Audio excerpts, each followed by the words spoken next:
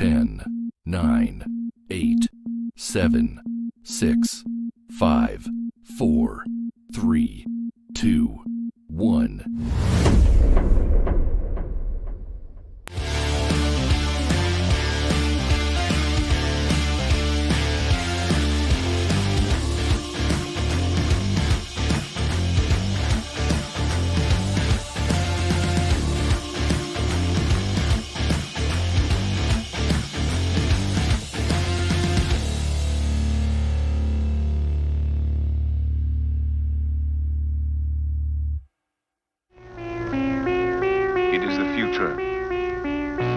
Mankind has conquered the stars. He moves out to the endless interstellar reaches of the universe. An advanced exploration corps, a new breed of pioneer must seek out unstable planets and destroy them. Hyperdrive sequence begun. Hit it, Pinback.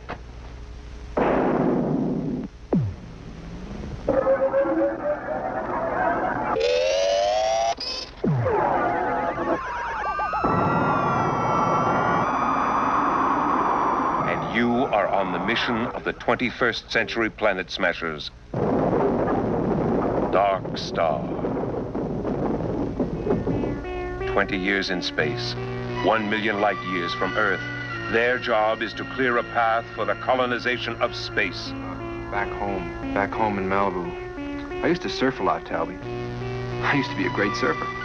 Travel in an infinite universe with mind-melting excitement from beyond the stars.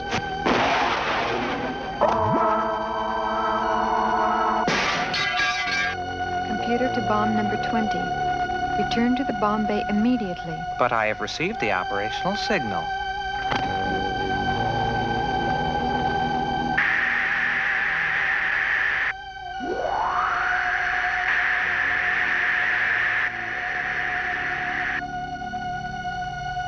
Hello, Bob?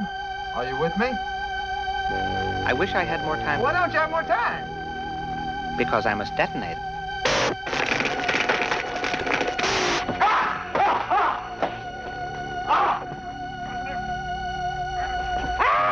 I must detonate. Commander Powell. Commander Powell, this is Doolittle. Can you hear me? Man, what happened, man? Hey, Bob. Confirm. Power drive sequence activated. Roger, retracted. Lock all defensive systems. Dark Star. They're not lost in space. They're loose. Well, good morning, good afternoon, good evening, and welcome everyone to that 70s Rock Fan channel. Welcome to the latest edition of Science Fiction Classics, where we talk about the great science fiction movies of the past that we love. Don't you think that trailer was a bit misleading? Because it makes the movie look like it's a real tension-filled drama when there's right. It does, yeah. Humor in it, really. They're not showing you the comedy part of it. No. Yeah, they kind of made it look like it was some kind of alien, which obviously was influenced by Dark Star, but right, it's not quite that serious when you're watching it. But anyway, today, as usual, Brian, that 70s Rock Fan, I'm your host. We're going to talk about a movie that introduced us to two important figures in the genre film world, and that film is Dark Star, and the creators in question are John Carpenter and Dan O'Bannon, their first feature. Yes. And filmed on a shoestring budget. In fact, I don't think you could even buy shoestrings for that nowadays. Actually, the original was they made in college, and then they extended it to a feature film. That's right. Later. It was John Carpenter's, like, the film they have to make to graduate from film school at USC. Right. Mm-hmm. There's a story there because he stole it out of their archives when he wanted to release it as a feature. So they forgave him because he was already famous by then. So, but yeah, filmed on a shoestring budget, it nevertheless became a cult classic and one of the most unique movies in science fiction, and influenced lots of movies after that we know and love. So grab your popcorn and enjoy the show. And I'd like to say hello to my panel today. they're short in stature because there's only two of them, but they're both equally lovely. Imperitus, my friend, and I know you're not feeling well, but how are you? Aside from that, I'm all right. Yeah, Christian Delorme, our great friend Christian of the Vinyl Revival fame. He's done one of these newfangled member chats because he's a member. He's a member of the channel. So please take a look at the membership stuff. But also, don't forget to click the like button and share the stream out. Thank you very much. I always forget to do the YouTube thing and say that. I'm saying it today, so thank you. So anyway, Christian says after 2 months of membership, but he's a groupie. He's at the groupie level of membership. It's funny, he doesn't feel cheap and dirty. Well, I don't know. I think you should feel cheap and dirty, really, because this is the groupie level video. Is this?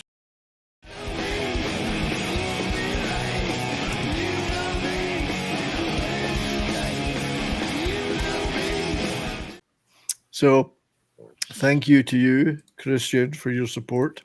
We're going to do another Robert Burns stream soon, where we recite the works of the Scottish bard Rabbi Burns. Joe, welcome to the show. What's going on, Big Daddy? It's good to see you back to streaming after your little back incident. Yes. Huh. Well, yeah. I mean, I've got some more doctoring things to do, but right now it is not too bad. The drugs work. There you go. Won't let anyone tell you differently. Couldn't make it last week, but I'm glad to be here this week. This is one of my favorite comedies. You don't see in that trailer at the beginning of it that it's a comedy, but it's many things. Oh my God, yeah. I always call it the comedy version of 2001: A Space Odyssey. You know, because the computer goes off the it's funny because it's often described as the anti-2001. Yeah. And I've been watching a lot of the making of stuff. I've got the Blu-ray and there's all the making of stuff on that. And they were saying that 2001 was all clean and shiny and beautiful and large spaceships and lots of gorgeously worked out details. This was the anti-2001. It was cheap and shabby and dirty and squalid. And and they mean by that the sets and the people, the shape the astronauts were in, and it made it look like truckers in space. So, which is something that other movies picked up on, not least Dan O'Bannon's writing for Alien, of course. But anyway, yeah, it's good to have you here because I know you're a huge John Carpenter fan. Oh, look, you want me to cosplay as him? Hang on, this is what he looks like today. Yeah. That's it. There it is. I got the same hairdo and everything. Thankfully, he is still with us. So yes, he is. I know you're only with us for a short while today, and obviously, if you're not feeling well, I know you'll slip out at any time. But I do appreciate you both being here. So sure, man. One of my favorites, dude. Love it. Yeah. So let's say hello to everyone in the chat. Well, we have a bunch of wonderful people, and we are obviously over on Rumble 2. They still haven't managed how to fit in the Rumble chats on Talk Studio, but hopefully one day that'll happen. So I can see Vince, who's also in here on YouTube, and Courtney is over in Rumble. Hello, Courtney. Good to see you. And if you could make it in later, that would be awesome. But otherwise, I hope you're okay. Over here, we have Lord Thoth with us. What a hoser. Vince Womack, greetings to you too, Vince. Davina is here. Not Davinia, as Culture Casino says. Davina is here. Sentient Dildo, what's up, buddy? And our good friend Tim Hacky, our good Hacky friend. Good lad. Who else have we got? We have Streamlabs are here. Joe Dog is here. Good to see you, Joe Dog. What's up with you? Always good to see you, mate. If I miss anyone, don't worry. We'll get you as the show goes on. Awesome One is here too. And I'm sure many others will join us as the show progresses. As I say, share it out, click the like button. And Courtney's over here on the YouTube side too. She's listening, and the nurse is too. Well, say hi to the nurse for us. Scrubs, does she like Scrubs? That was a funny show it was on. Right, so we are dark starring it today. Great little movie, which I didn't see until the VHS era. I never saw it in the cinema. I'm Really? not sure many people did. I don't think they did. Yeah, because I saw it on cable. Yeah. Mhm. Yeah. Oh, before we start with the movie, I forgot. I wanted to say rest in peace, Paul Di'Anno, the original Iron Maiden singer on the first two Yeah. LPs, self-titled and Killers, has died at the age of 66. I loved the look he had. It was a kind of semi-punk, semi-metal look. He was very street. I did see Maiden with him singing back in the day. I always had a soft spot for that era of Maiden. It's nostalgia for me, but they are two great albums that they made in that era. So rest in peace, buddy. That was a real shocker today. Thanks for all the music. I might do a little video on him as the week progresses. I'm never too quick to get into these things, but it takes me a day or two to get my thoughts together. But rest in peace, Paul. As I say, thanks for the music. Anyway, on to Dark Star. So, yeah, as we mentioned, it began as a University of Southern California student film by Carpenter and Dan O'Bannon, who were both at USC at that time. Both were very heavily influenced by George Lucas, who'd been at USC. And THX 1138 they'd released was a big influence on them. And then they kind of ended up in George Lucas's orbit because they both worked on Star Wars later. Both Dan O'Bannon worked on Star Wars. And, he particularly was aligned with Lucas in a number of things. I don't think Carpenter ever did work with Lucas, not that I recall. But anyway, a lot of the other guys making this ended up Lucas's, especially the effects stuff. They started it in 1970, filming it, and then it took 3 years for every bit of it to be filmed to make it feature length. And it was meant to be a short movie, but eventually they decided to up it to a feature length. So expanded it to a very lengthy 83 minutes by the time it was released in 74 as a feature. I do love this piece of artwork. Yeah. Showing Doolittle surfing. And it's absurd. It's the absurdest humor in it that we love. Oh, there's the alien too. The alien, yeah. Get down. Not sure he was alive at that point. Spoiler alert. It had a theatrical release on January 16th, 1975, pretty much just in LA. But it gradually kind of leaked out into cinemas around the world, especially at film festivals, and then it kind of gained that notoriety that cult movies do. Budget of, well, according to the interwebs, a budget of $60,000 or thereabouts. And it shows. And $60K. I mean, you couldn't make one title card screen of a Disney movie for $60K now, you know? Mm-mm. Nope. That's the Blu-ray, which I've got a copy of. It's really neat. But $60K, and when you watch a lot of the behind the scenes stuff of it, it really forced them, and they were students, so that's the way it should be. They shouldn't have tons of money thrown at them. Really forced them to work hard to do the effects and to find soundstage time, and particularly pay for film. Film was expensive.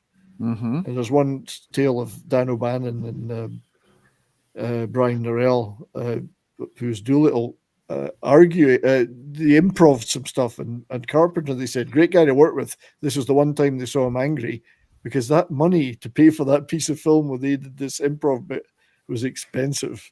He just wanted to shoot what's on the script this time, you know. If we want to do a change, talk to me about it beforehand, you know. So, but yeah, so it was their USC effort. And I guess if you go to film school, you have to do a movie to graduate. I would imagine so. Yeah. I mean, come on. Yeah.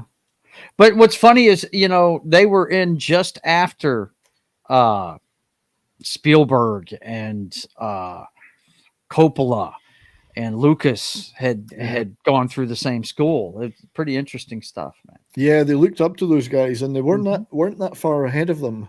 No. which is why they did all end up interacting eventually. But USC at the time had, it was like a one-story old stables or something that they were the film school. Now it's a big grand building, but then it was like an Adobe type old stables with a quadrangle in the middle, but it was a fevered atmosphere, and an atmosphere where every student helped other students doing stuff.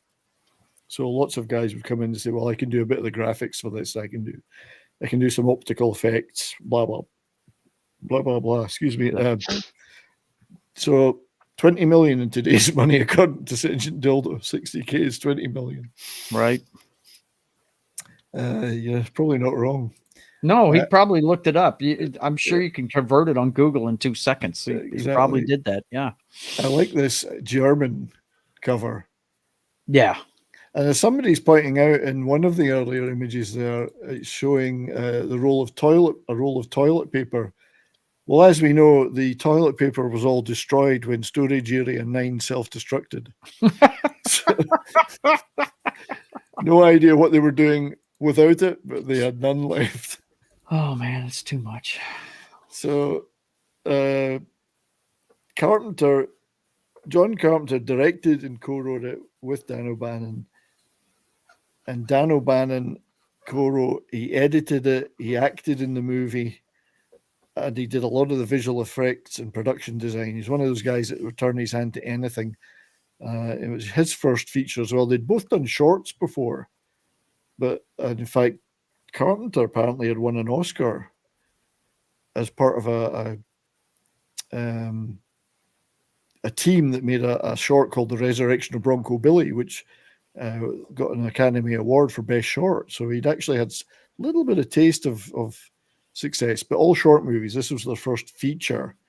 We all know how, John Carpenter is just, we're not going to dive deep into his career here because his filmography would take more than one show by itself. So, absolutely. And he was already, as people say, he was brimming with ideas, really great at getting things organized, knew what he wanted, had a vision.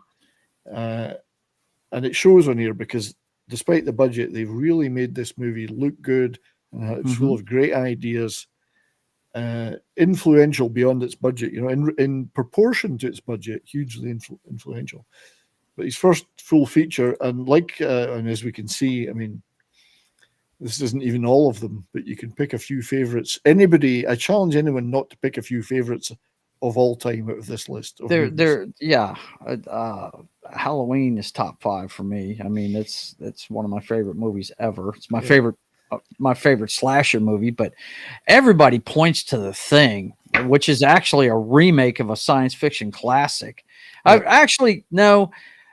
did Tom explain it one day? It was not reimagining. He hates that word. It's not a remake though. They go back to the source material with The Thing, because if you remember, James Arness was a plant. It's a reinterpretation. Right, reinterpretation of the source material. The original that Howard Hawks did, it was a plant-based character. You chopped his arm off, it grew back, and James Arness was the monster, as he was a monster in a lot of movies back then. But The Thing, it just broke new ground in so many ways. The practical effects in that movie are off the chain, and they still stand up today. That they did in that film, but that in the source material, The Thing could change form and become anything. It was a mimic, and you had to figure. It's based on a story called "Who Goes There," is the name of it. All right, okay, yeah. The Thing is in my top 5 of all time. Yeah, but there's at least 7 movies on here would easily make it in my top 50. So, right, easy, yeah. So Carpenter, huge career following this, but you can see a lot of things, little bits and pieces in Dark Star that points to where he was going in some of the future movies. So. And also, of course, he did. This is the USC Film School, and they had the thing up on the door. And he came in and said, "Reality ends here." And so many great filmmakers in that era went through there. So, not a bad proving ground to be in at the time. But Carpenter, as well as I mean, he's got the Elvis poster up there that he did with Kurt Russell. I love that. Yeah, that's a good movie. That. It was a TV movie when it came out. Yeah, it was very awesome. good Though. stuff. Love it. Mhm. He, as well as, of course, writing and directing this, did the music like he did on many movies going forward. So it's a kind of a, you can hear a lot of the way he did the music, all the electronic stuff. And he actually, people were saying that when he went to USC, he was really a music guy and a songwriter who wanted to do movies.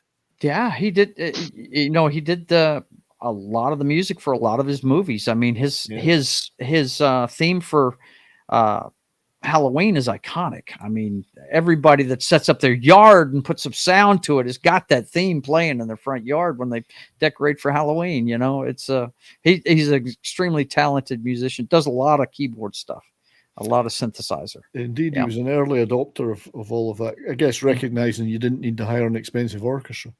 Right? Yeah, you could do it with a computer. He was doing it with a computer way before a lot of people were. Right? So that electronic score for this adds so much to the atmosphere, sound, the sound of it. So in a cheap movie, that's important.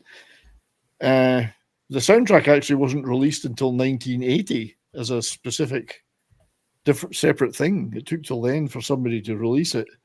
And then in 2016, I thought this was funny. It's not necessarily relevant to the movie. In 2016, it was re-released on a label, WRWTFWW. Well, that actually stands for We Release Whatever the Fuck We Want Records. It's just killed me when I saw it. It killed me. I thought, oh, what a great name. Awesome. What a great name for a record label. They're still going. Like they still release stuff, but they did a version of it, an edition of it. So well played to them for the best record label name I've heard in years. Right. So John Carpenter, we have talked about and will talk about many times in the future, I'm sure. Dan O'Bannon, we haven't talked as much about him on the show in the past, as well as co-writing and doing a ton of other work like graphics, computer graphics, and visual effects, and knocking planks of wood together. He also played Sergeant Pinback in the movie. Yes. Production design is another thing he did a lot of. So Pinback, sorry, that's not Pinback. There he is. Here he is working on, that was Doolittle, like that, I think. He's the funniest dude in the movie. I don't know why Doolittle's, I don't know why his picture's in there at that point. Right. So this is the model. He's working on putting that model together, which is it came out very effectively. It does look pretty good. It's still got a kind of a Star Trek, OG Star Trek look though, at that point, rather than digitally created. So it still looks like a model, but it looked really good for the money they had. Ron Cobb was the artist that designed it and then handed it to them to start building. But Pinback, he's a bit, I don't know, how could you describe Pinback? He's a bit loopy. Yeah. In fact, he's going loopy, and the whole thing, he's being out in space is driving him nuts, I think. Hey, Pope. How's it going, there guys? All right, mate. Good to see There's you. that working stiff. What's up, man? Yeah. Good to see you, Joe. Yeah. We miss you on Monday, Military Monday, bro. Yeah, I wanted to be there today because Predators are one of my all-time favorites, but I was working, so I'm just like, no, you can't do it. Do it on the weekend, damn it. Well, glad you're here, buddy. We'll put us at the top. So technically he's not Doolittle, as we find out in the movie. He actually appears to be a guy called Bill Frug, who claims that he was a technician, a refueling technician or something, called Bill Frug, and that he replaced the real Pinback on board. As you see when he's doing the video diary thing, I shouldn't be here. I'm not Pinback. The real Pinback rushed screaming out of the spaceship and threw himself off the gantry. So he starts, I love it when you see the black and white of him with the hair different, and he's got the fag cigarette, hanging out of his mouth. And I'm not Pinback. which is really funny. He also brought the alien on board, which is why he's in charge of feeding it. Yes, that's some of the funniest stuff in the movie is his interaction with the alien. And the alien, guys, is a beach ball with claws on the bottom of it. It's fucking hilarious. We'll look at some stills from the movie, but we'll see that. But his underpants don't fit. None of his clothes fit, including the underpants. Now, you don't know whether he really was this guy or if he's just gone so nuts that he's claiming he was this other guy. That's the thing I love with this movie is like they play it completely straight. You're not quite sure if they're kidding or not. That's right. You just don't know. And he may well have just been making it up, although he had a completely different haircut and demeanor at the time. So, Pinback, it's an in-joke, by the way. The name, this being Bill Fraug, was Dan O'Bannon's teacher at USC. So he fitted his teacher name into the movie. Extra points, I guess. You get extra points for that. Of course. Some of these graphics were done, the computer animation graphic displays were done by Dan O'Bannon, and this is from Star Wars. Yeah. He did some of that work on Star Wars. Yep. So he was already getting the big work on the back of this. He was described, by the way, O'Bannon, as a very forceful personality and a bit of a loose cannon in real life. You kind of see that in the character movie. You do. Yeah. And I was wondering that when I saw the credits. I'm like, is it that Dan O'Bannon? It's that Dan O'Bannon. That Dan O'Bannon. That's it. Apparently, he was. If he liked you, he liked you. If he didn't like you, he hated you. Wow. A loose Bannon, yes, Davina. So he went on. He's one of my favorite writers. I mean, he's always been he directed some stuff too, and did a lot of visual effects work, like computer animation, as we saw in Star Wars. But he wrote Alien. Wrote parts of Heavy Metal, 2 of the stories in Heavy Metal. Wow. Blue Thunder. Blue Thunder, great movie. Yeah, fantastic movie. He wrote. That's good stuff. Life Force clearly just has a. We've done Life Force on this show before. Yeah, we did. Life Force just clearly has a very good sense of humor too, because I love all of those films. Here he is with H.R. Geiger when they were making Alien. Wow. Blue Thunder. I mean, I just loved his movies. Every time I saw Dan O'Bannon in the credits as a writer or whatever, I went, this is going to be great, you know. It'll be good stuff, yeah. Total Recall, he co-wrote as well, stuff like that. So it's tragically he passed away. He co-wrote Total Recall? Really? Yeah. Wow. Yep. That's my favorite Schwarzenegger movie, so I did not know that. But you can see the influence on Alien particularly of Dan O'Bannon being involved with both movies, you know. It's the same thing, a kind of a grubby ship in space with a grubby crew working stiffs, you know, kind of thing. So, but the great Dan O'Bannon sadly did pass away a few years ago, but always a great. You saw him writing something, you were like, yeah, this will be good. So the rest of the cast, not so well known. There's 1 or 2 of them have gone on to stuff, but this is Brian Norrell, who you see a lot in the making ofs. He played Doolittle, Lieutenant Doolittle. He's nominally in charge after the partial demise of Commander Powell. Right. Is he really dead? Is he really alive? You know, I mean, really, what's going on there, right? They're talking to his brain, basically, right? That's right, yeah. Is he dead? Is he alive? He's a laid-back leader, though. That's for sure. I love the style in this movie from this time period, too. It's like a Southern rock band got shoved in a spaceship. Right? It does. It does look like that. Like the Allman Brothers got shoved in the spaceship and shot off. But he's kind of in charge, but I'm not sure he either wants to be or that the others even listen to him. But he was Brian Norrell was studying at USC, but he also was an actor, a theater actor as well at the time. One-time roommate of John Carpenter's, so they knew each other, and Carpenter asked him if he would get involved as an actor on this. But because it took 3 years to film it, he said, for 3 years I had to keep this haircut and beard.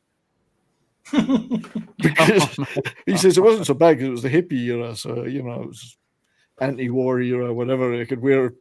He says, but for 3 years I couldn't change this look because you never knew when the next bit was going to be filmed.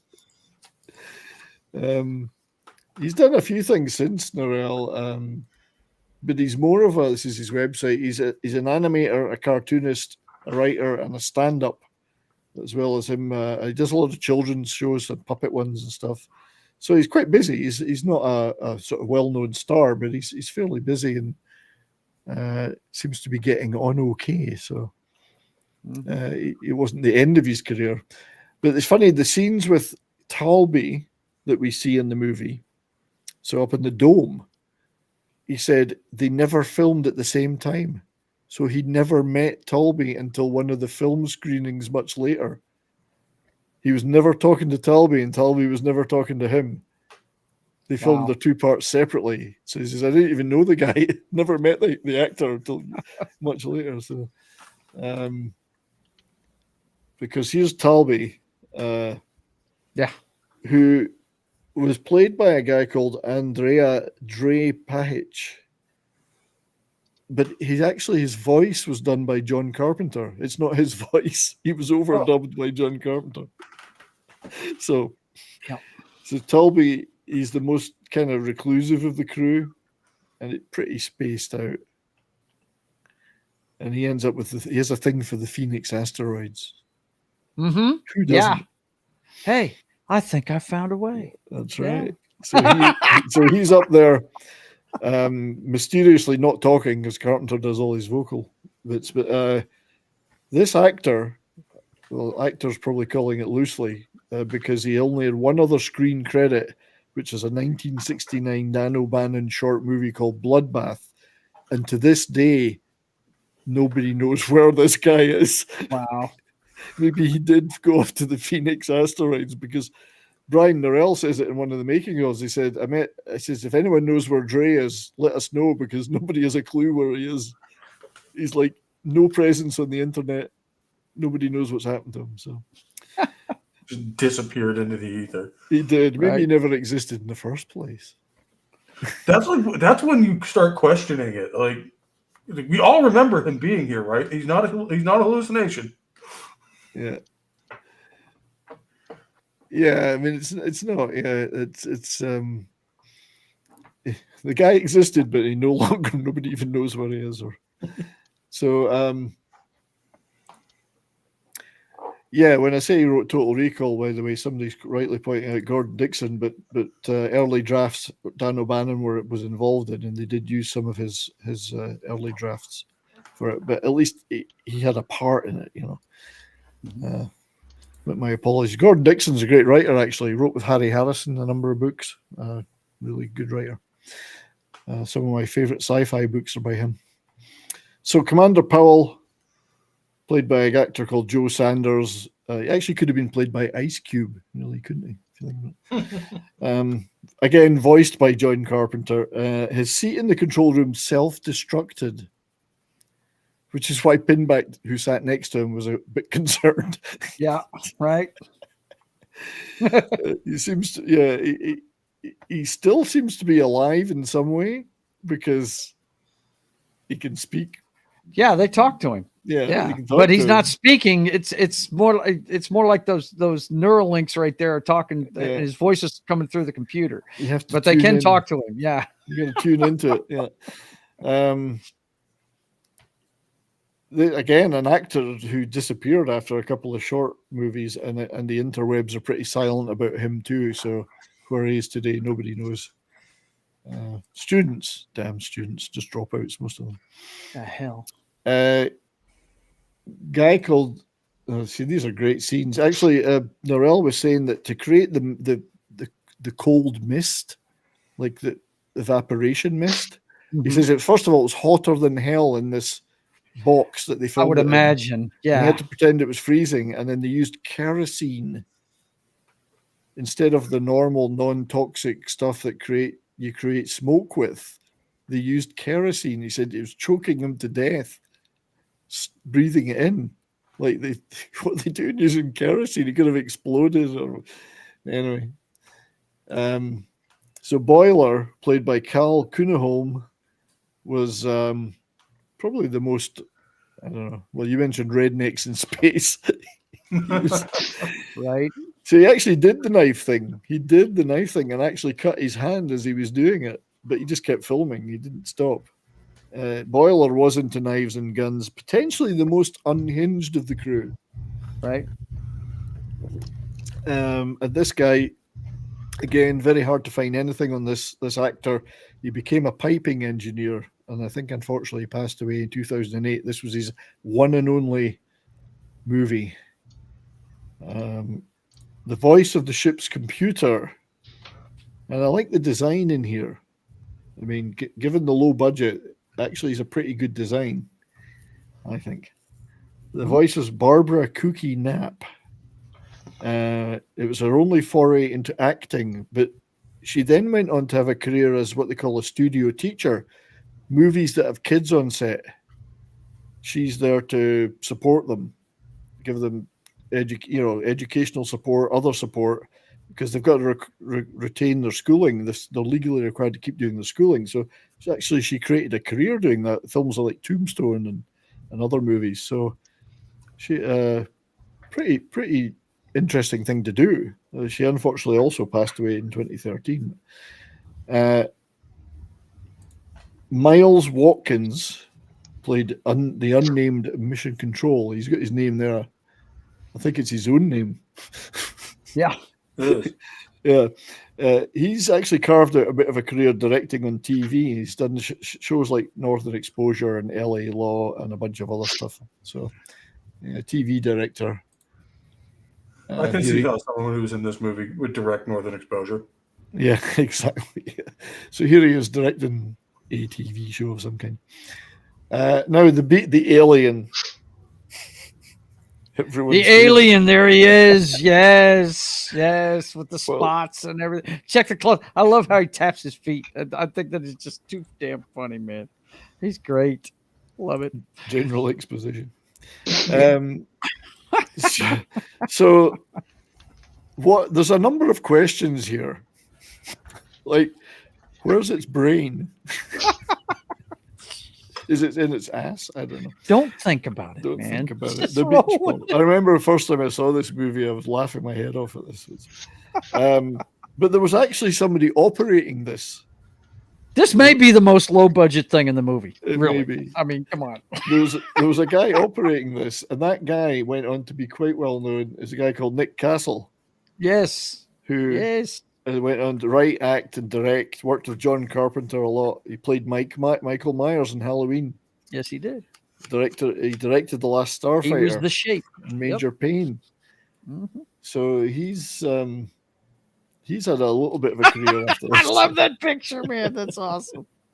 A little bit of trivia. If you don't know this, the mask is actually a mask. It's a beaten up, weathered William Shatner mask. Shatner, yeah. That's what it is. So he's went on to have a bit of a career. And he has appeared in various things like Escape from New York. He directed The Last Starfighter, directed Major Pain. And he was set to direct Hook.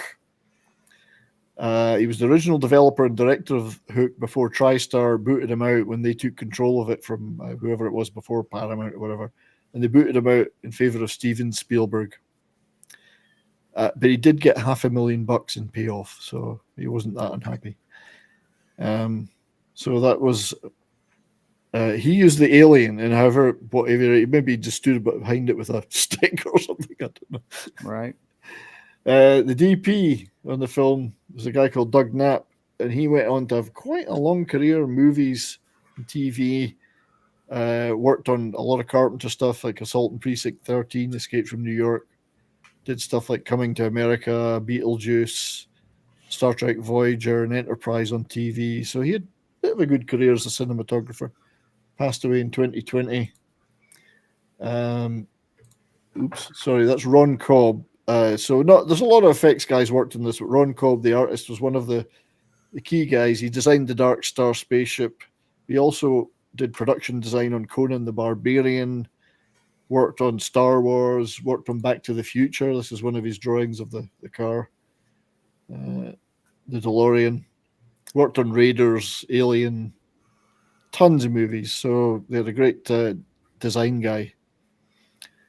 Passed away sadly in 2020. So some of his drawings for this is Alien. This is his drawing for Alien for the control cabin cockpit. Oh man, that's cool. So they had a good artist working on it, you know. So but again, it's university. So it's just, I mean, there were others, but that's some of the key people that worked on it. I think what we should do now is just have a little look. Let me hide that images screen. There we go. Let's have a look at a clip from the movie.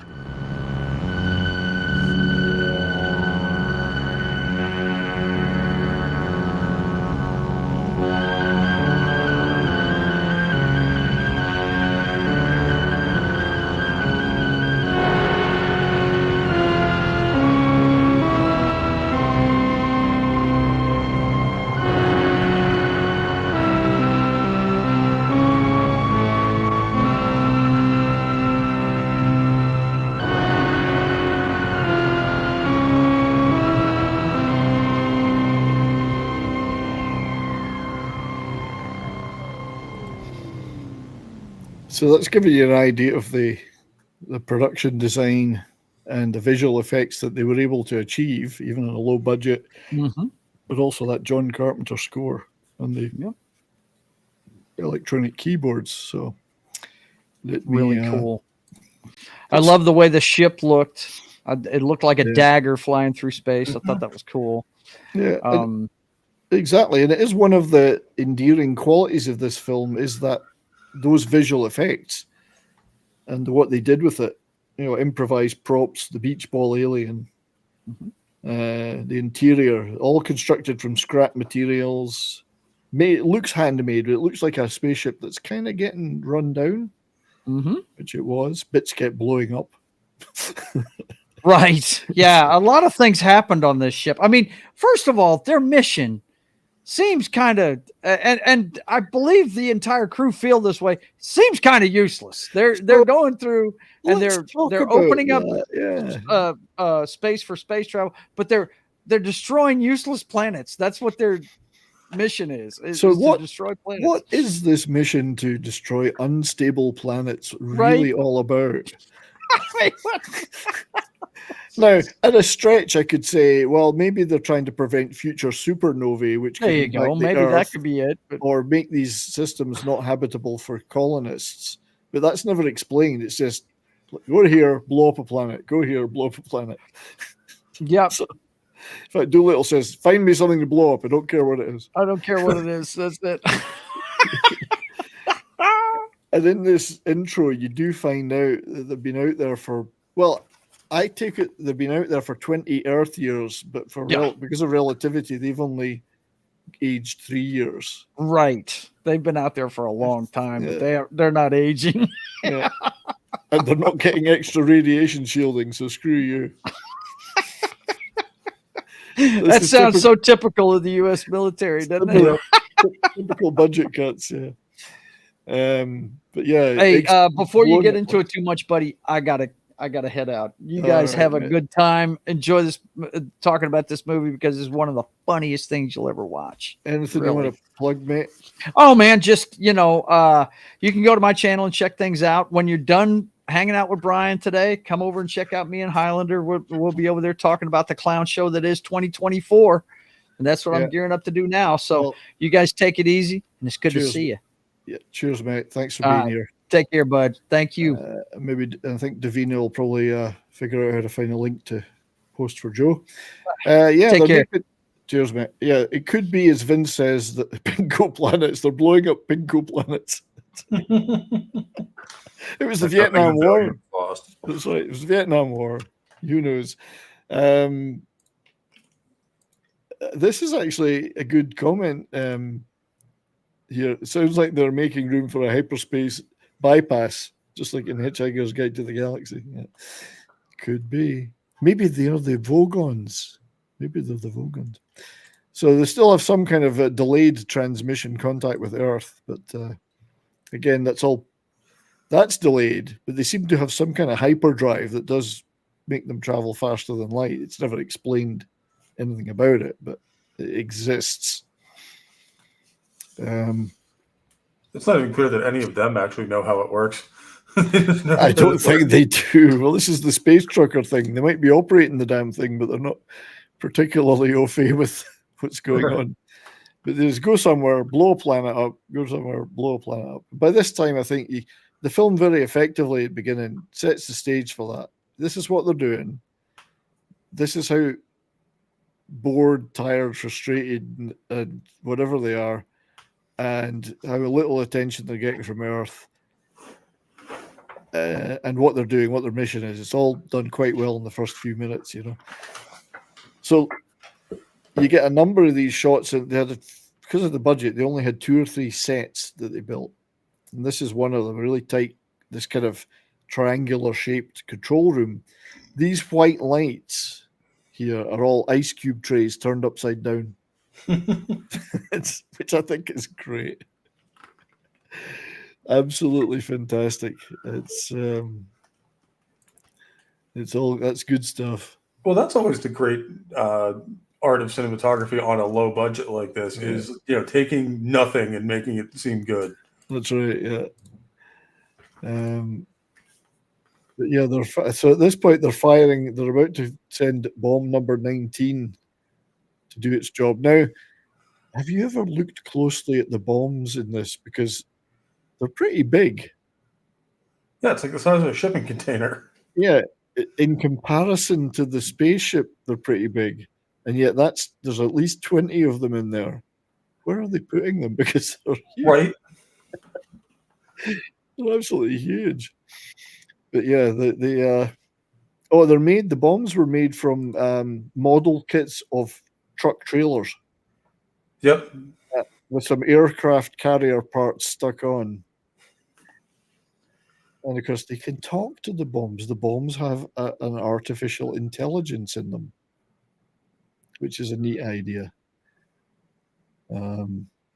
Again, there are questions as to why. Why would you need them to be able to think, especially as they're going to be blown up? A thinking bomb isn't necessarily a good idea, as we find out. And everything's starting to fall apart by this time in the ship. They mentioned the storage user in Area 9 blowing up, losing their toilet paper. Mm-hmm. They mention, obviously Commander Powell. The sleeping quarters they're living in are shit. So what's that all about? They've got limited food left, or limited choice of food. They're all looking pretty grubby and bored and like not happy with each other. Perhaps they've been out there too long. So I'm sending 19 away, and then they do this hyperspace thing. But, for a cheap movie, looks pretty good. And initially, I thought, on my first watch through, I thought that they were using the bomb to accelerate out to FTL speeds.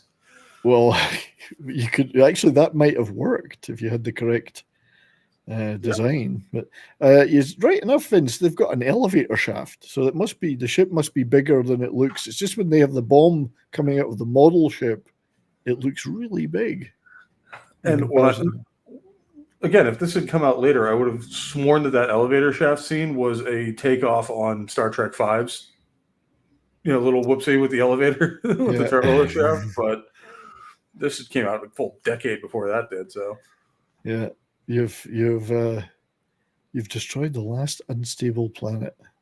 Again, they don't quite say why. My opinion would have been to prevent future supernovae, which could affect the planet Earth, or our system. But now Doolittle's focused. I want something to blow up. I don't care what it is. Yeah, they're sleeping in the food storage room because their quarters, I assume, must be screwed up by this time if everything else is blowing up. A Castile Dan, yes. Well, we all know what that was.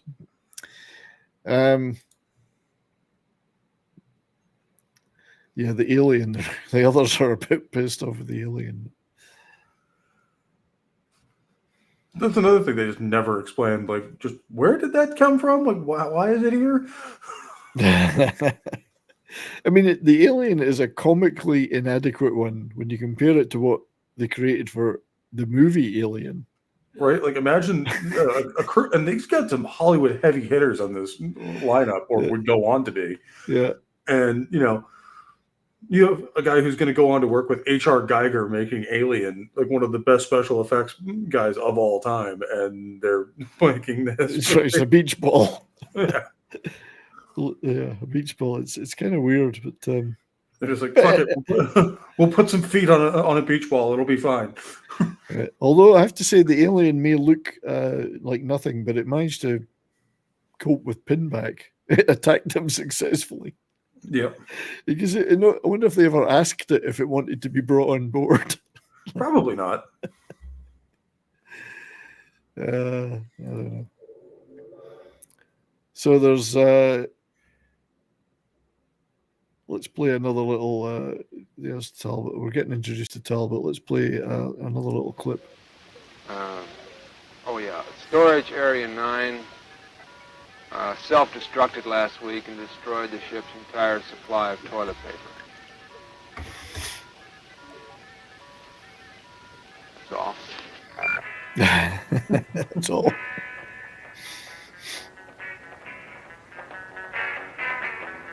He's got the surf music on. Yeah.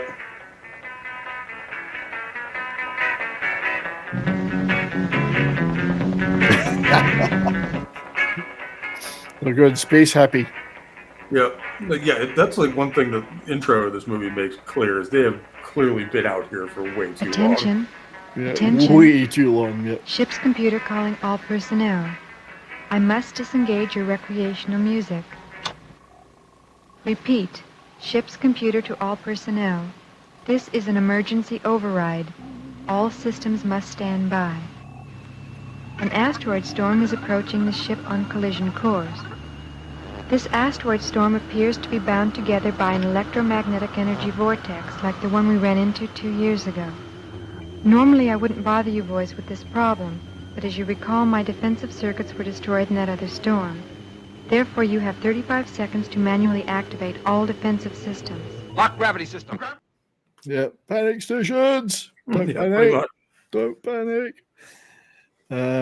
Yeah, so some clues there, though, that the rundown of the ship includes the ship's computer, because it's no longer able to do certain things it was supposed to do. Can't automatically shield the ship, which is a bit of a problem.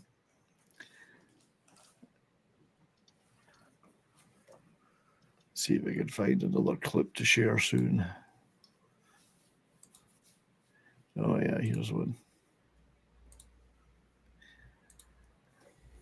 So Talbot's up there. And see, it's funny. There's no credits at the end. I don't think the credits are just at the beginning, but they're like 10 minutes in. Yeah. Before they give us the credits, which is it's a choice, I guess. Oh, there we get to the point where they're so they're in sector theta 990 at light speed. Ridiculous speed. Yeah. They've gone to plaid. Oh wait, no, it's too early in the 70s for that. That's right. Yeah, I just love that the loss of the toilet paper would be, if you think about it, the mundanity of being on such a trip. Yeah. Something like that would be very demoralizing. Yeah, Benson, Arizona is a real place, and they've got a Dark Star Road. I didn't know that, but it's a real place. I'm assuming everyone in the chat does love this movie like I do. What's your favorite bits of the movie? The ship's computer, I thought the design was nice. And they've given it a female voice, which they tend to do that. And it's I guess, I mean, is it an artificial intelligence or is it just a computer with a voice? I think it doesn't display too much initiative, if you know what I mean. Yeah. Well, Like, it's equally at risk of getting blown up by bomb number 20, but it doesn't. It should be the one trying to persuade the bomb to go back.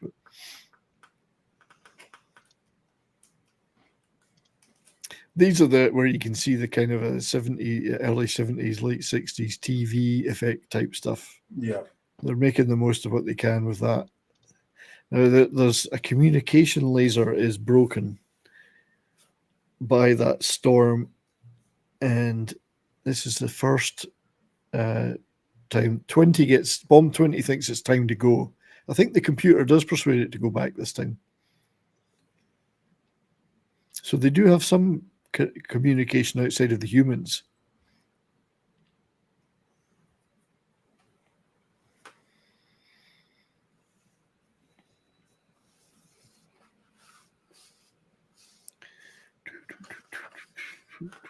Yeah, the bomb and the ship are like characters in their own right in this movie. They're not just bits. They are. I think the voice, it depends on which credits you listen to, but some people say some sites say the bombs were voiced by Carpenter and O'Bannon, and others they actually credited two other names for them. But I think now they're saying it was Carpenter that was doing the voices.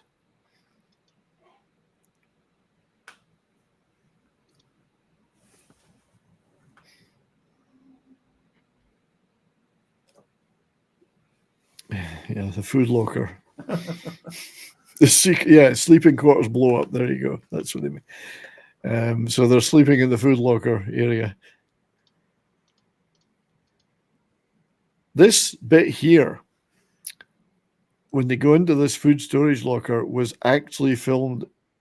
Some of that was filmed in a broom closet in a student building on USC. Literally, it was a closet, and they just put a few bits and pieces up and pretended it was a corridor with a food locker inside. But yeah, you can tell they've been up there for a while. Things are starting to get a bit shitty. And now we see Pinback's. He's the practical joker of the crew, not necessarily to the delight of the rest.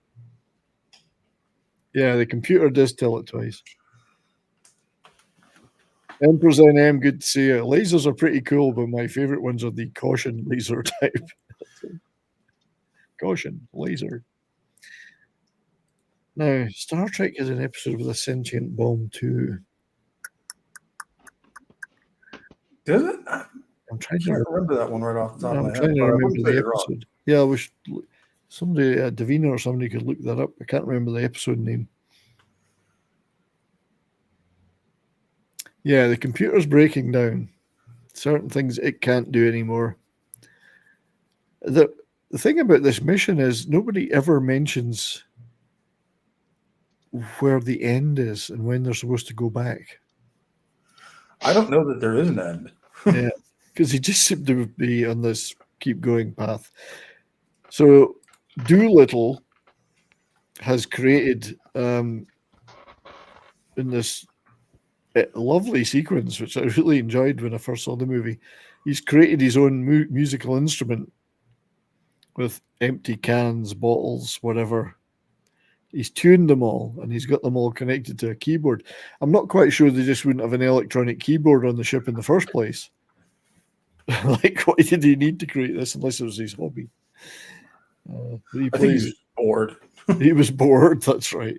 Bishop, yes, Bishop. And I love the acting here because it does feel like, they've been out here way too long. Any sense of discipline or any kind of command structure is just gone. Nobody gives a shit anymore. Yeah. This is what's happening. They really don't care. They're like, God almighty. And I think they really don't like each other, most of them. Pinback keeps pulling out rubber chickens and putting on the eyeballs. Obviously, they didn't care much for the weight ratio on these ships because they'd be saying, you can't take a rubber chicken on board there. It's mass. It adds up. Unless he created his own rubber chicken. And Talbot, the spaced out guy, just loves sitting there. To me, that's a sensible thing to do. He's keeping away from the others. sitting up in his own space. Yeah. Unfortunately, it looks like he seems like the kind who has been staring at the abyss for far, far too long. I think so. I mean, does he actually fulfill a function on the ship? You don't ever really see him do much. He's just kind of there. Yeah, the other three, they sit in the. He just sits up there and looks. So I don't know what's his job. I'd be wanting to know. I'd be saying, "We're doing all the work. What are you doing?" Maybe he's the janitor.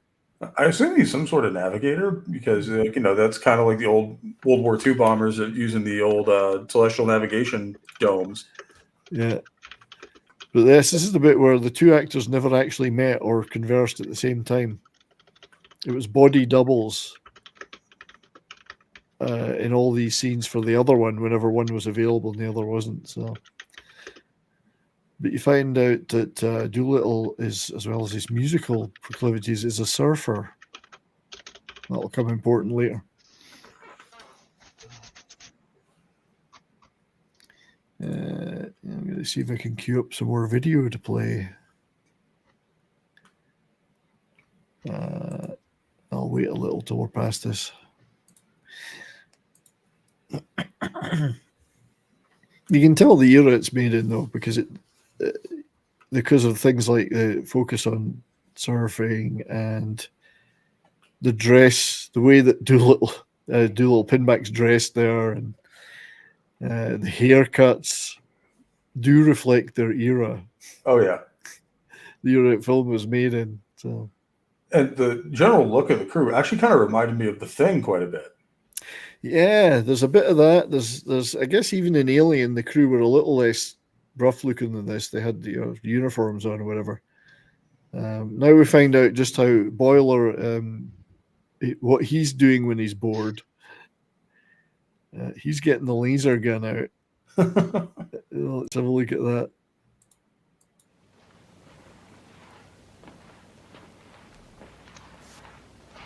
You're not supposed to have that out. That's not for target practice. That's for emergencies only.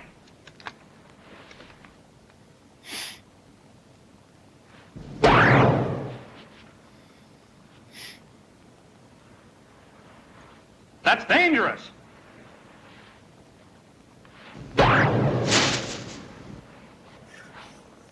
I'll tell Doolittle. No, you won't. Sorry to interrupt your recreation, fellows, but it is time for Sergeant Pinback to feed the alien. Oh, I don't want to do that. May I remind you, Sergeant Pinback, that it was your idea in the first place to bring the alien on board. If I may quote you, you said the ship needed a mascot. Oh, I have to do everything around here.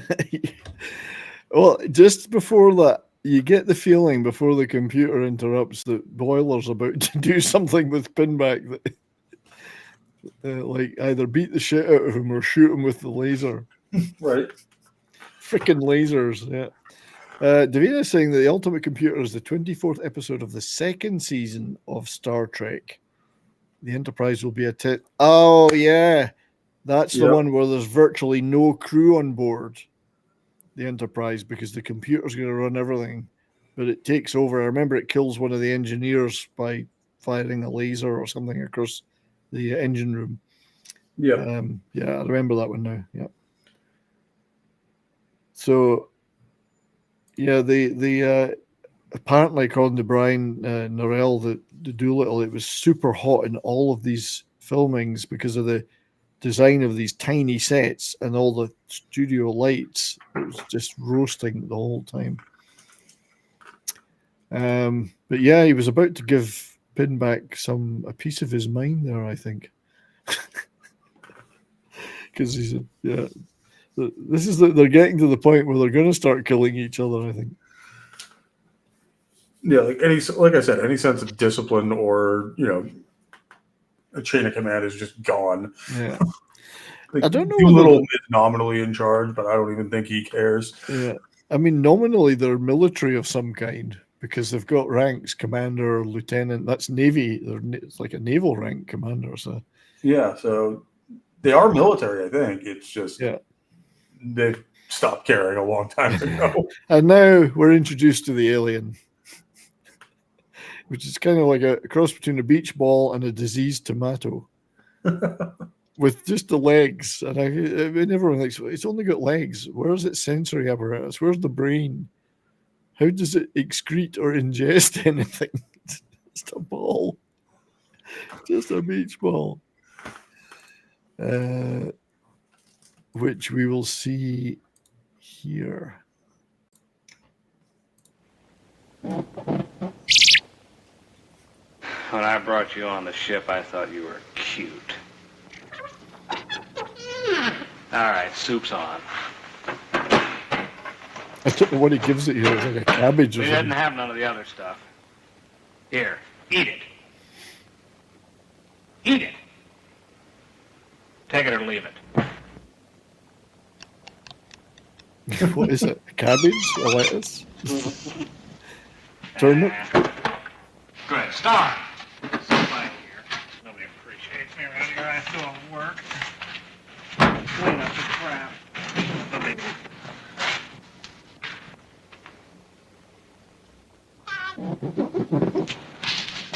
I do all the work and no appreciation. Somebody makes me.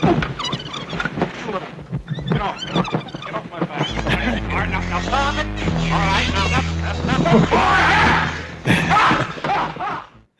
Even the alien's pissed off now. That's funny. But yeah, the guy that played Michael Myers was operating that. Who knew? Who knew? And if what Pinback says is true, that he's not even supposed to be there, like, I'm not sure any of them were all that enthused about this mission from the outset. By this time, they're not enthused in the slightest. I don't think they were at the beginning either. So Davina thinks that he was trying to feed the alien a rutabaga. Could be. Could be. It could have been anything. How they had fresh vegetables out there, I don't know. I mean, maybe they froze whole cabbages. One of many things that we just don't look too far into it. This is all Dan O'Bannon, I think, in terms of writing. You can't get more Dan O'Bannon than this. Oh, he's got his little piggy, his squeak toy. I think the alien is clearly more intelligent than a domestic pet. And he's pissed. And this whole sequence then turns into Pinback versus the alien, which I thought was hilarious. Chasing him around the ship, and it's a fun sequence. And credit to the actors of being able to like play this straight and take it seriously. Not, I'm getting chased around a fake spaceship by a beach ball with feet. Yeah.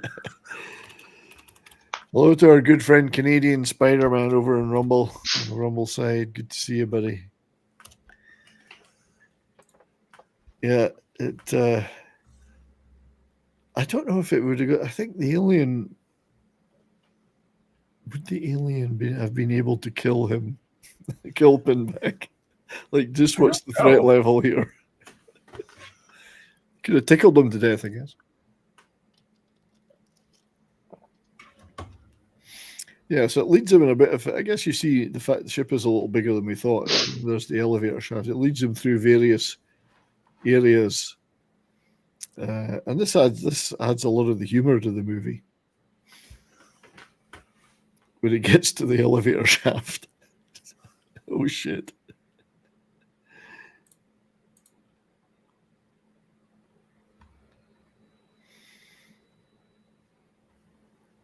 This is so, yeah. If you think about this movie, as ultimately there's a philosophical, existential element to it, an absurdist, but there's also some humor, a lot of pretty down to earth humor in it. This whole predicament Pinback ends up in.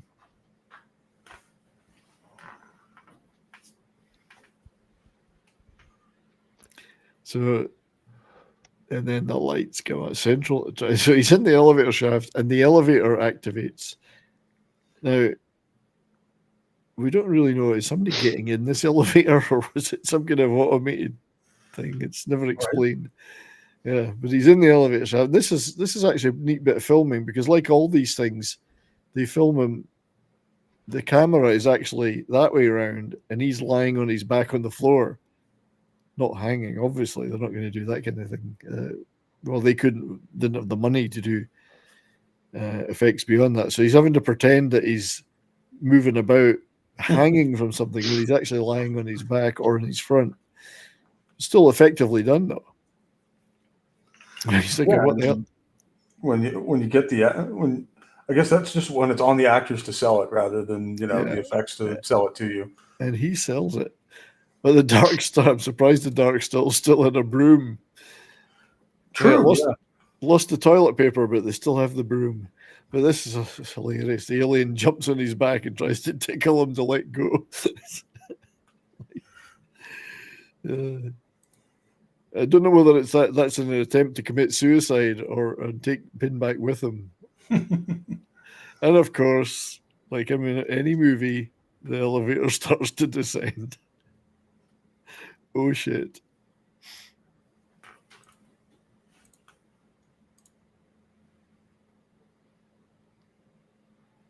I haven't quite got the we've got another couple of clips. Yeah, it just stops right there. Of course it does. Obviously, it didn't have any sensors to warn that someone was in the shaft. Well, the computer knew, but the computer knew surely that he was in this shaft. But here he is getting dropped down.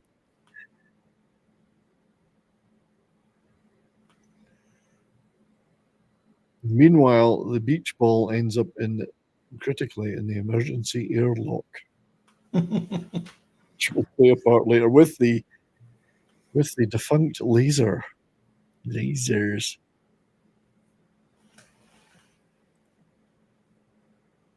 Yeah, luckily for Pinback, he was on the only floor that had a wooden board across the shaft. That's right.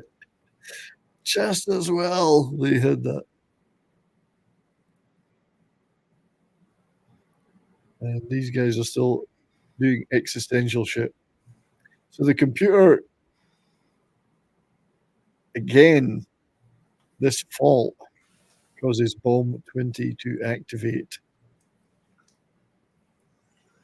So let's just take a wee look at that this clip.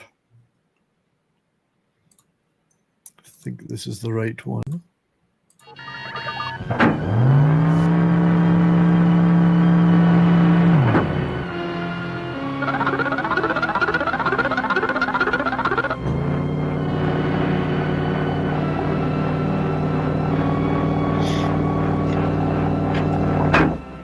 Ship's computer calling bomb number 20.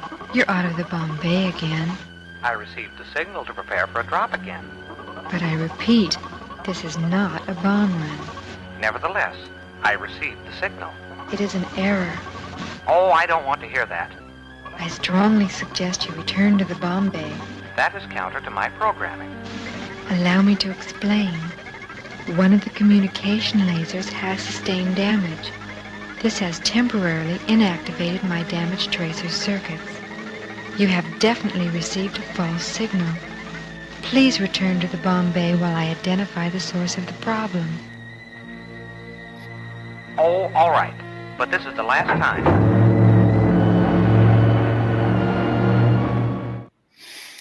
And this is the problem with a semi-sentient bomb. Like, you've been you have to argue with it. It doesn't just go, okay, I'm gone. But it's when it starts to get into the existential part of the movie. How do you convince a creature who's a thing that's programmed to do a certain something that it shouldn't be doing that something? Right. And its programming tells it that it should. But they've given it enough of a personality for it to be able to say, oh, all right then. Like had to argue. It's like debating with your refrigerator. As you certainly shouldn't mass debate with your refrigerator, that's for sure. But, It's like, I mean, you're arguing with an appliance. But it does introduce some interesting. I mean, it's like if you think of 2001, which they were kind of spoofing here. Yeah, it's definitely supposed to be a knockoff from HAL. Yeah, like they're busy arguing with HAL in 2001 that he shouldn't be doing certain things or he should be doing certain things. This is the same, except in a much more absurd way. Yep. You've had more than enough calories, fatso. No. But yeah, I mean, really, when it gets to later to the bit where the bomb's determined it's going to go through with this thing, that's when the real existential stuff comes in. I did like all this. It's quite humorous. It's like, oh shit. And just like everything else in this movie, it's played completely straight. Like they're not going for the over-the-top absurd delivery. This is just happening. This is a thing. Yeah. And nobody knows he's doing this. No one else on the ship's got a clue that this is happening. Or would care if they did. Or would care even if they did. And what's funny about this bit is he thinks he's going to be safe now. That he can get in the elevator and he gets stuck in this hole in the bottom. And then the warning systems kick in. We have a fault in the elevator. We're going to have to blow the door, the bottom of the elevator out to fix it, which is a bit drastic.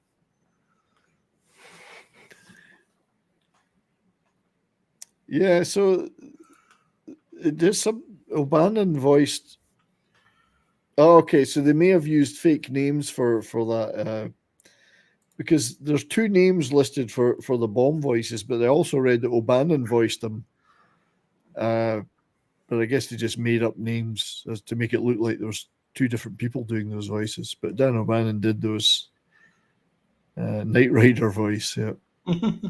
Oh, here it is. You've decided to clean the elevator. So we now have to. It's necessary to jettison the access plate. It's a bit drastic just for cleaning, don't you think? Right. No, don't do it. Oh, that's funny. He's just trapped. Oh, shit. I did love this.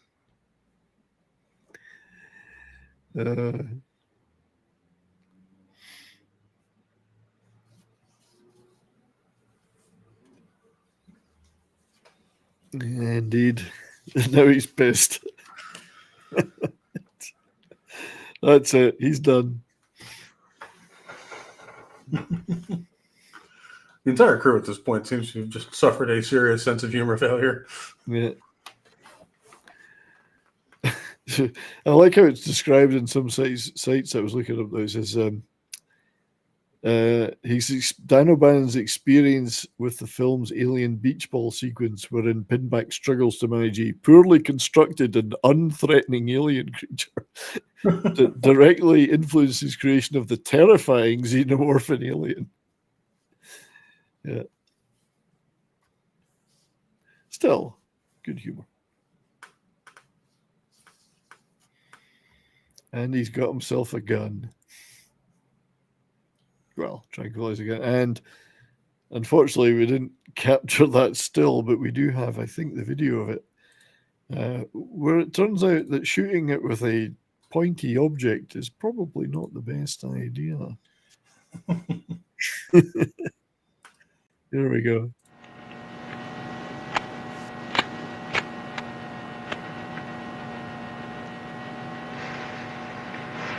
Now it's time to go sleepy bye, you worthless piece of garbage.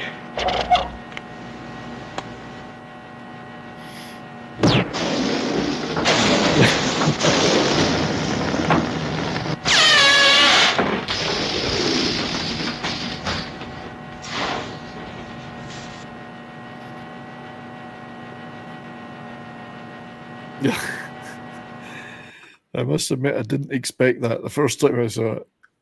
Really? Oh, really? They've gone there. They went there. It looks like an air pistol. Yeah, it was. It was meant to be a tranquilizer gun, but similar. Yeah. As Vince says, did he think the elevator panel would just detach and not blow itself off the hinges? Because it's a bit drastic blowing it off the hinges just to clean something. Right. This, indeed, there is a very absurdist streak throughout the entire movie. When you get this whole sequence with these three guys,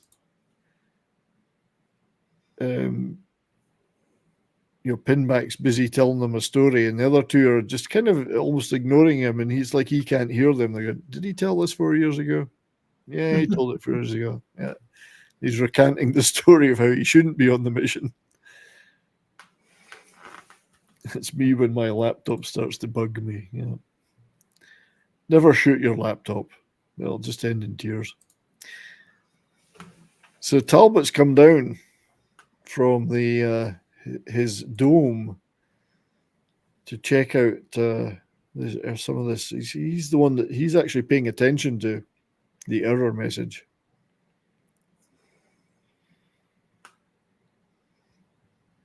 Yeah, now you never know, is this story true or is it not true? Like, would the real Pinback, if this isn't Pinback, have passed all the psychological checks necessary to go on such a mission, and then before it even leaves, run screaming naked out of the ship and jump into the fuel tanks? I mean, the psychological screening couldn't have been very good. If they even cared enough to do it. Yeah. And he says, I put on his starsuit for protection. Right, okay. And then the launch, it's got to go in 20 minutes. Yeah. Couldn't get the helmet radio to work. I don't know. I just don't, to this day, I don't know if I believe his story or not. The others two clearly don't give a shit. Like, yeah, I've heard it all before.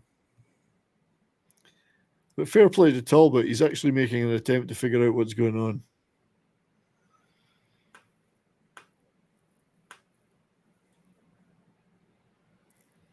Yeah, this is one of the few times in the movie you actually see one of them do something productive. Yeah, he's actually doing something that he should be doing, which is to try and figure out why the computer's complaining about this error in this laser. So,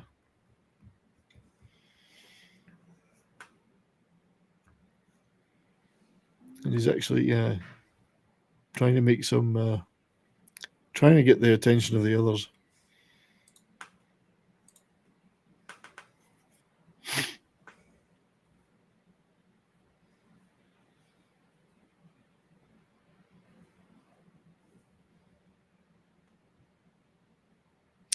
The other thing is, I know I'm kind of nitpicking, is this communications laser, which is a perfectly valid piece of equipment, is in the emergency airlock, but it being broken causes the bomb to think it's been. Because look at the 8-track there, programmed to drop to carry out its mission. I'm not sure why an emergency airlock communications laser would do that. However, maybe it just breaks the whole system of laser communication around the ship. Maybe, I don't know. Yeah. It's another one of those things that is just never explained. You just never explained. Make it at face value and move on. Yeah. And you do. I do take it at face value. I actually like this because it shows his disintegrating look as he continues. First of all, I loved him as the Bill Frug character, because looks like he's been dragged through a hedge, and he's also pretty pissed, as in drunk pissed. He's, the cigarette hanging out. What the hell am I doing here? The hair changes in every one of these. He's pissed off he's not in command, and he hates the other guys, and then he acts all weird and funny.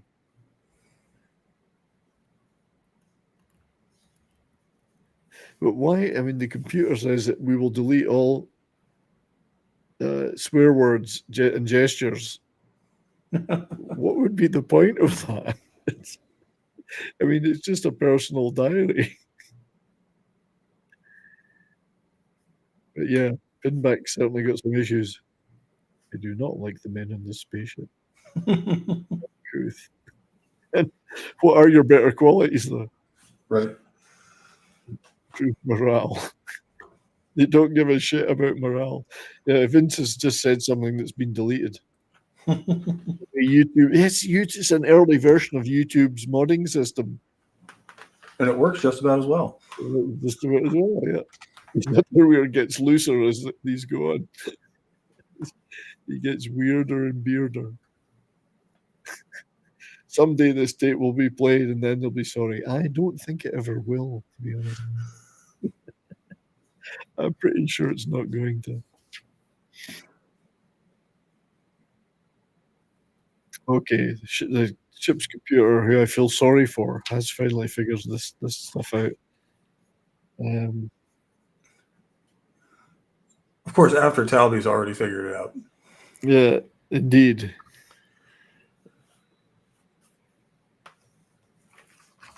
The safety precautions. Like any of them now care about safety precautions. Right. Who cares?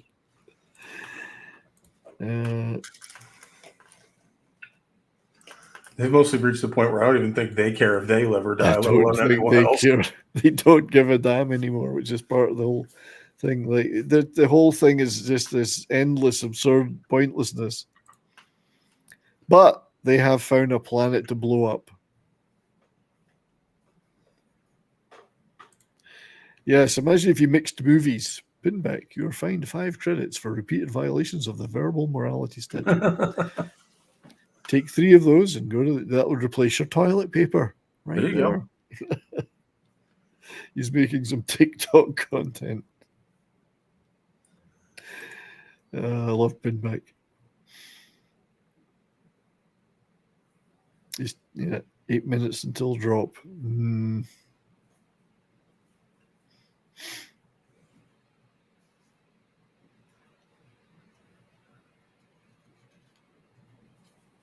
Okay, so now it's time to chat with Bomb 20. Meanwhile, Talbot's gone down to check this out. Now, look at this suit. So the suits were made up of things like the backpack is styrofoam packaging. And it was actually specifically from a Sony television that somebody had delivered. And they said, I'll keep that and use it for the movie. Vacuum cleaner hoses. The helmet is some kind of toy helmet that they constructed. And then there's tons of duct tape, gaffer tape. It's this jury rig thing. And Narelle, the actor playing Doolittle, said it was great, but they never actually considered that you have to breathe inside it. So they put this thing on. 2 minutes later, you're choking and gasping because there's no oxygen. Plus, it fogs up immediately. Yep. And so it was really difficult. So they had to keep ripping the thing off, and it kept ripping my ears off with it. It's just, I mean, it looks fine, but it's a total nightmare. And they had to put a little pipe in it that he could hose that he could breathe in, but he couldn't have that in his mouth when he was talking. Him and Talbot both had the same problems. It was just like a nightmare to act in it, but done in the cheapest of ways. But it still kind of looks okay. And if you look at the front of that, I don't know if we'll see it. Isn't that similar to the ones they use in Alien with that high back and this? Kinda, yeah. Yeah, there's kind of similar, I think, to some of the. Yeah, those ones are well better constructed, but along the same lines, He doesn't know how to use the 3 seashells. That's right. So Talbot's doing great work but nobody cares. So when shit goes wrong, oops. Yeah, Doolittle's focused on blowing things up. He doesn't care yet. In space, no one cares about OSHA violations. Yeah.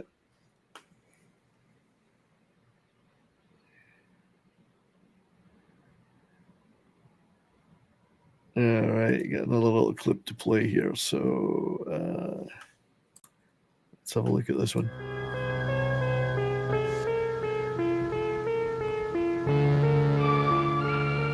Here she is.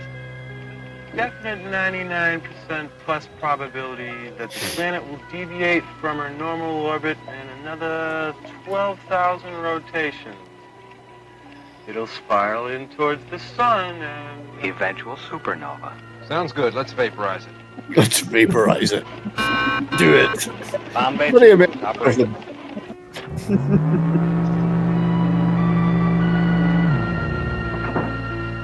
These were also filmed with the camera upside down. In reality, this was being pushed out from the top.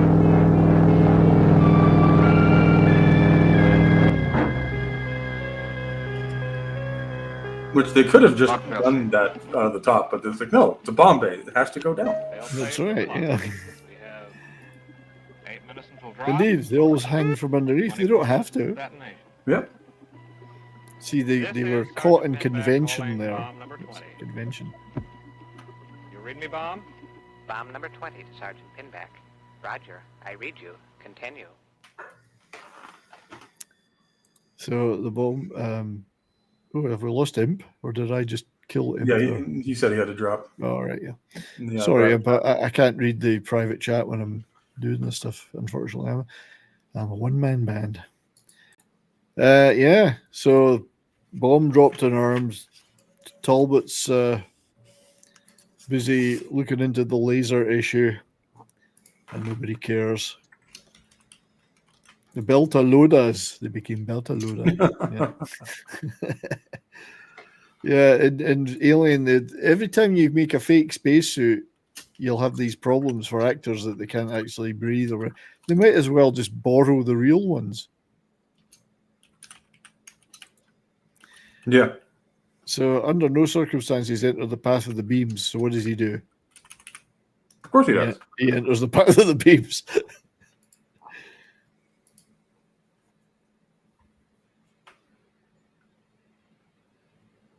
They ain't listening to you. He's going to try and adjust it. You see, you shouldn't have got involved. And it goes wrong, of course.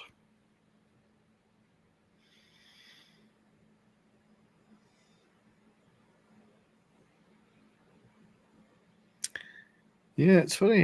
His eyes do recover, luckily for him, but you think it would have burnt them completely. So the bomb is... they're about to drop the bomb. The most important part, getting it away from the ship. Yes. No, and it's not dropping because shit's fucked up.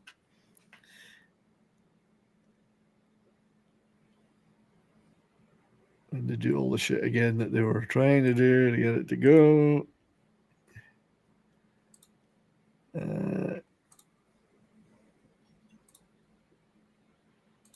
So let's have a look at that.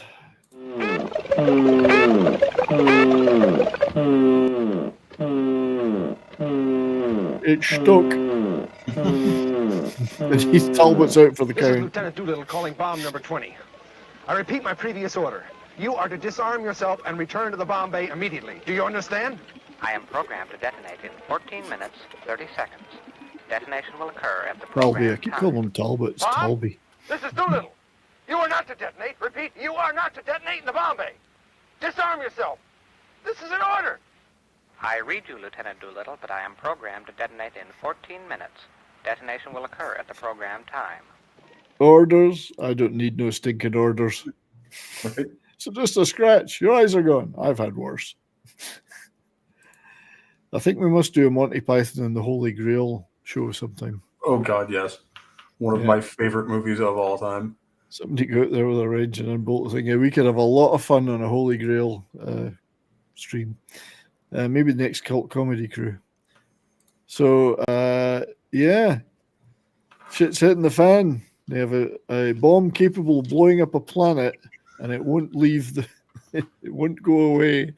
And it's got a particularly argumentative AI that doesn't want to... that's determined to destroy itself. There's a 10cc song called Clockwork Creep on their second album, Sheet Music, which is about this kind of thing too, except it's a bomb in a plane. Like, it's programmed to go off, and it's damn well going to do it, no matter what. The bomb does not care. It does not. It's very single-minded. It has a mind, just very single-minded. But yeah, it's listening to them. It's talking to them. Yeah, you know. So it's not got chain of command type stuff going on. It doesn't recognize Doolittle's supremacy over it. It's not obeying orders. It's only obeying its programming orders. And that's critical for the end of the film. They say the computer says I can dampen the explosion to be 1 mile in diameter.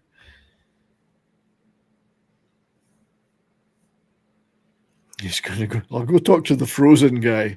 I'll have to ask the dead guy about what to do. That's right. You know, the dead guy's the lucky one. He's still Schrodinger's commander. Until we see him, he is both dead and alive. That's right. He is. So they go down to the cryogenic freezer compartment, which was an extremely hot little set they filmed in, filled with kerosene fumes to look like smoke or mist, cold mist. Not very pleasant. And they tune him in. You got to tune into him. And what's funny is, given the light of yesterday's baseball, is the first thing he does is asks about the Dodgers. Yeah. And he says, oh, they've disbanded. Now, right enough, this is set, I believe, in the 22nd century. It doesn't explicitly, does it explicitly say it? I'm not sure, but it is. So it's way in the future. But it's funny how the Dodgers get mentioned. Yeah. The coconuts. Indeed. So, Doolittle, is he alive? Is he dead? How are the Dodgers doing? It's hard to say. So we do have, we'll pause that and we'll show a little bit of the conversation with Commander Powell. Commander Powell, this is Doolittle. Something serious has come up. I have to ask you a question. I'm glad you've come to talk with me, Doolittle. It's been so long since anyone has come to talk with me. Commander, sir, we have a big problem. The subtitles are a little Bail bit Nebula out. bomb, bomb number 20. It's stuck. It won't drop out of the bomb bay. It refuses to listen, and it plans on detonating in less than 11 minutes. Doolittle, you must tell me one thing. What's that, sir?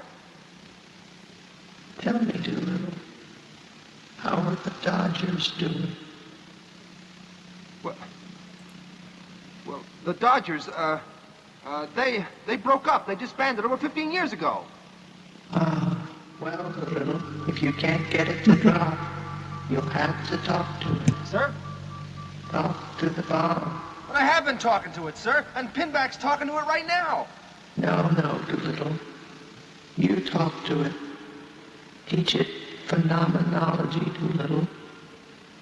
Sir? Phenomenology. Doolittle? Now, at this point in my life, I thought phenomenology was a Muppet song. Phenomena, phenomena. But apparently, and I have read some books on philosophy, but I didn't know this definition off the top of my head. Phenomenology is a philosophy of experience. For phenomenology, the ultimate source of all meaning and value is the lived experience of human beings, or in this case, computers. All philosophical systems, scientific theories, or aesthetic judgments have the status of abstractions from the ebb and flow of the lived world. That's the official definition. So Doolittle does exactly what Commander Powell suggests. He goes outside and tries to teach it phenomenology from basics, right from the basics of philosophy. Yeah. And which is in an attempt to get it to ignore its programming. It doesn't quite work like that. In fact, he actually does too good a job. That's the problem. Yeah. this is very true about the dating of shows and movies. Why is everyone in 1970s sci-fi look like they're from the 1970s, not the future? That is true. It's true. They do. They look like post-hippie university students, which is what they were. like I said, it's like someone packed up Leonard Skinner and put them in a spaceship. That's right. Yeah, I have to apologize to him for not noticing he was leaving. But yeah, they do look like that. That is a common mistake. I mean, look at the mistakes we're making now in movies. Of course, all our movies and TV shows are now pumped full of 2024 politics and all the associated imagery and things that goes along with that. Well, it's like one of the huge complaints people have with Rings of Power, where it's just like, this doesn't feel like a medieval or fantasy setting. It feels like modern LA. Yeah, it's like modern LA where these writers live. I guess it's always been a problem, but at least I think in the 1950s, if you look at 50s sci-fi and some 60s sci-fi, like 2001, they tried to make it look like their idea of what the future would look like. Yeah. But I guess here, though, they wouldn't have had the budget to do. Yeah, that takes money and like a costume department and things like that. Yeah, it's a style choice. Now the 80s are in style again. I like this one. The sentient Rob is a fan of Hegel. That's true. Yeah, very true. I love this. You know, he's trying to teach you. Well, how do you know anything exists?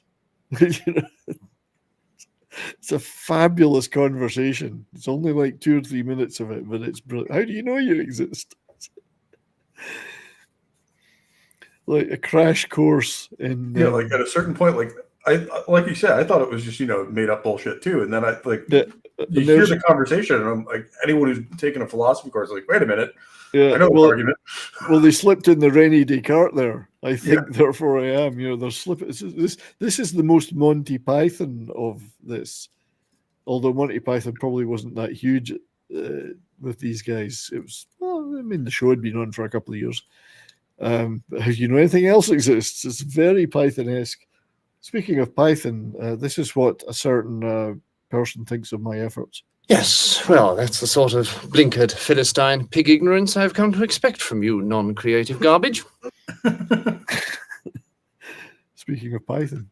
So, do I have a clip of him talking? Yes, teaching the bomb. I have a clip of this. Let's have a look at it. Hello, Bob. Are you with me? Of course. Are you willing to entertain a few concepts? I am always receptive to suggestions. Fine. Think about this then. How do you know you exist? What the hell is he doing? I think he's talking to it. Well, of course I exist. But how do you know you exist? It is intuitively obvious. Intuition is no proof. What concrete evidence do you have that you exist? It's just great. I love this. Well, I think, therefore I am. That's good. That's very good. But how do you know that anything else exists? My sensory apparatus reveals it to me. Ah, right. This is fun. Now listen. Here's the big question. How do you know that the evidence your sensory apparatus reveals to you is correct?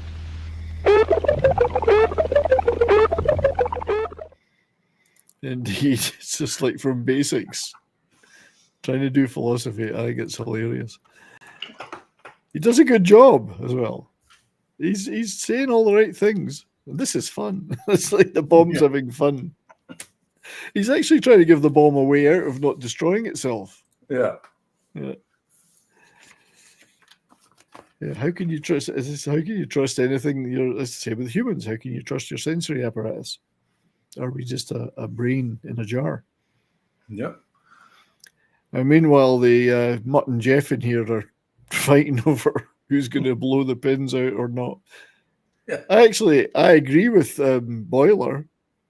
You might as well shoot the pins out because the bomb's going to go off either way, whether you hit it with a gun or a laser gun, or it blows up because of its programming. The bomb's going off either way. So you might as well try and detach it.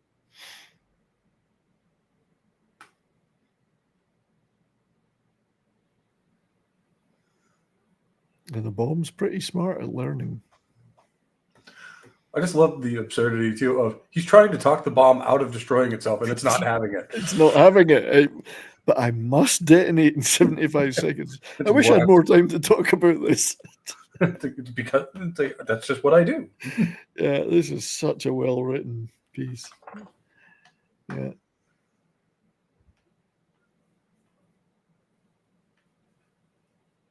I agree. I would shoot the pins out. This is where he's getting to the meat and potatoes. What is your one purpose in life? To explode. And you can only do it. Well, see, it knows it's going to destroy itself. Which is also kind of dark when you think about it, that this thing is a apparently sentient thing that exists to destroy itself. That's right. And it's happy to do so. But then you've got no absolute proof that you were told to detonate. Like pinback might not exist. My memory is good on these matters. Yes, but Dark Star, I don't know if it is an oxymoron. And it's just the name of the ship. I don't know if it really featured anywhere else, but it is. You're right.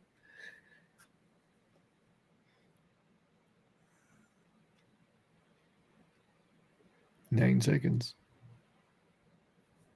You could be doing so on the basis of false data. I love it. He's pretty. Doolittle is pretty smart on this stuff.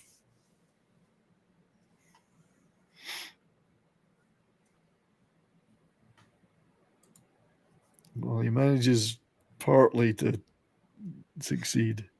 I mean, Boiler's about to kick the shit out of Pinback, which he's wanted to do for some time, to be fair. And then Talby wakes up.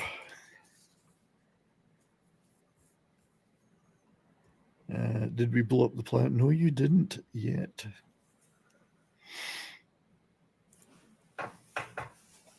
Choose life. I agree. Choose life, Bomb 20. You could have a long and fulfilling life as a bomb. It's like talking to Marvin, the paranoid android, I guess. Yeah. Trying to persuade him that life is worth living. And then the airlock being blown. Although, if the bomb was created for that purpose to be a bomb, isn't that telling it to not live its best existence because it's never fulfilling its actual purpose? That's a good point. Well, I like that awesome one, BLM, Bomb Lives Matter. I love it. That's a great one. I love that. Yes, well played. So Talby's out because they didn't even know he was in there. He's out of the airlock. And the bomb's back in business. He successfully convinced them nothing exists.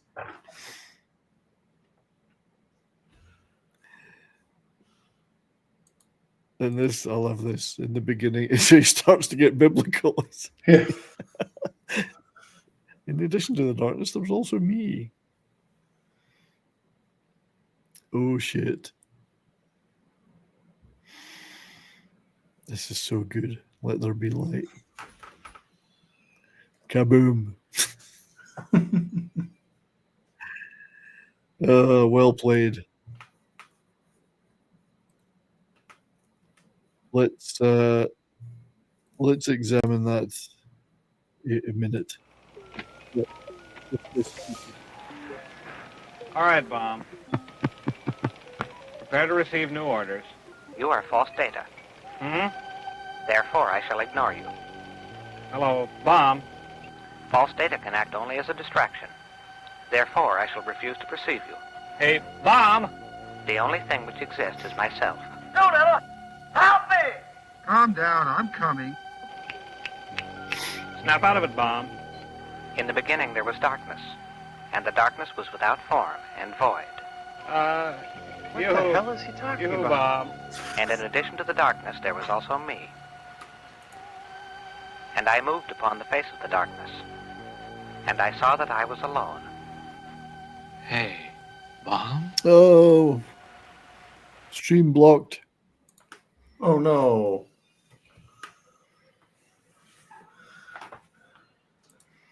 Well, the YouTube Fun Police finally got us. It's funny because this film is on YouTube. The whole film. Well, that's always how it goes, isn't it? You can watch the full movie on YouTube, but God forbid you play like 15 seconds of it. Yeah, God forbid you hit the.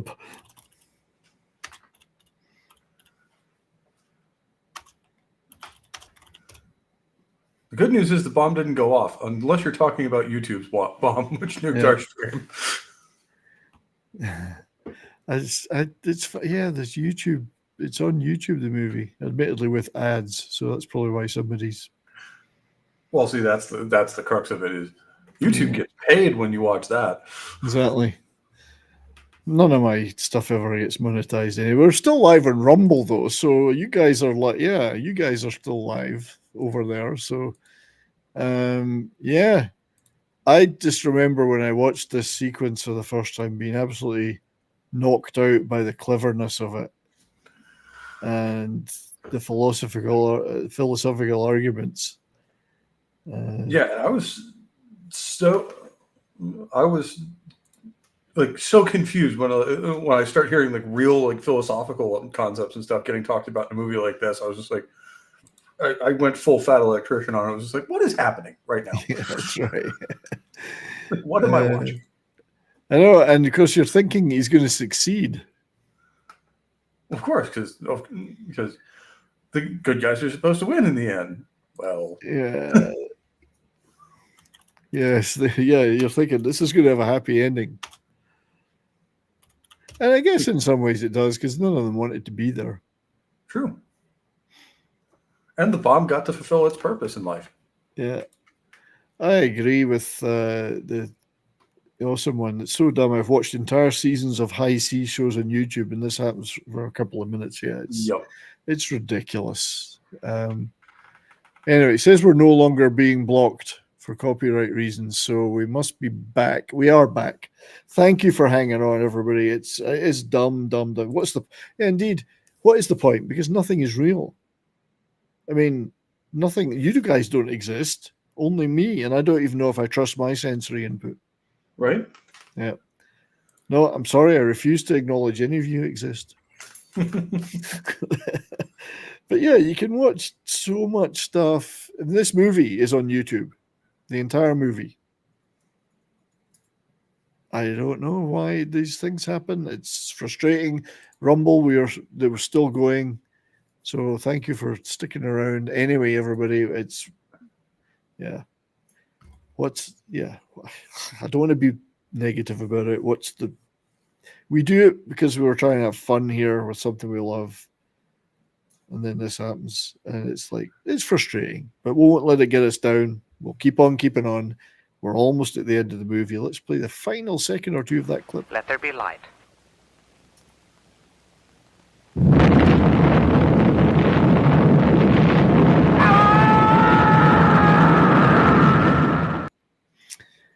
Okay, we got away with that 3 seconds. Hey, there we go.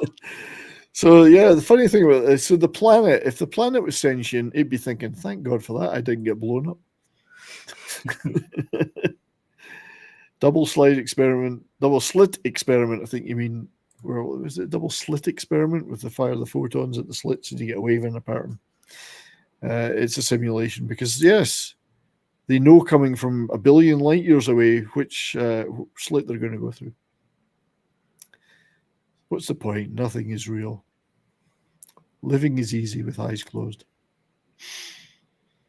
So yeah, so the skipper was lucky. He's going to float through. I guess if there's an endless energy source in that block of ice, he could float through there forever, float in the universe forever. And Doolittle's, well, Talby's going to get his wish to join the asteroids. When the bomb starts quoting doctrine, watch out, yeah. So they're kind of a happy ending. for three of them ish. 2 1/4. Yeah, 2 1/4. Yeah, it's Powell. He's the, as people said, he's the Schrodinger block of ice. Is he alive or is he dead? So Talby gets shunted off by the asteroids, and he admits Doolittle was his favorite. That's touching. And that just leaves our titular leader of the gang, Doolittle.